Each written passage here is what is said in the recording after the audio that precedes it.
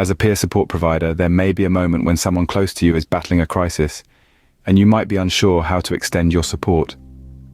Understanding how to provide crisis counseling can be a lifesaver in such situations, offering a lifeline to those who need it the most.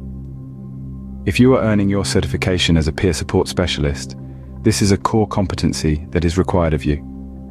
After this video, we'll have a case study for you to work through, and a workbook assessment with another case study to apply your skills.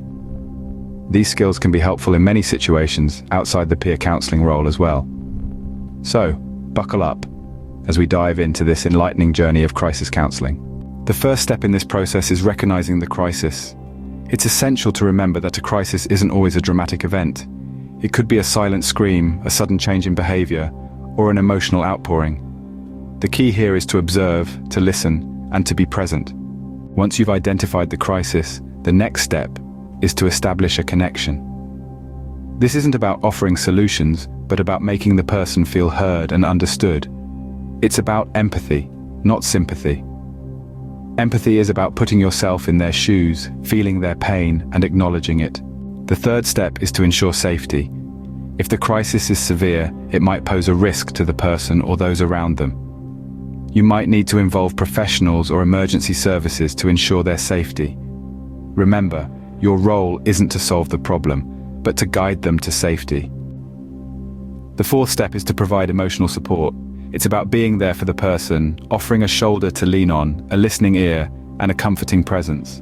It's about acknowledging their feelings, validating their experiences, and reassuring them that they are not alone. And finally, encourage them to seek professional help. Crisis counseling isn't a replacement for professional mental health services. It's a bridge that helps the person reach out to professionals who can provide long-term support and treatment.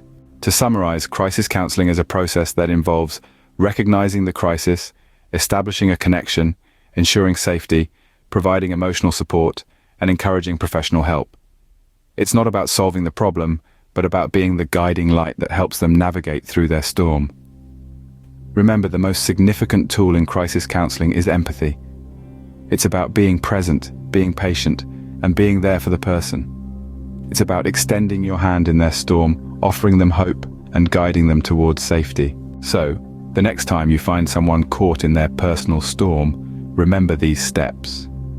Crisis counseling involves recognizing the crisis by observing, listening, and being present, establishing a connection with empathy, ensuring safety, providing emotional support, encouraging professional help, and using empathy. Be their beacon of light, guide them, support them, and help them find their way back. Remember, you aren't there to solve the problem for them. You are there to support them. Because sometimes all we need is someone who understands, someone who listens, and someone who cares.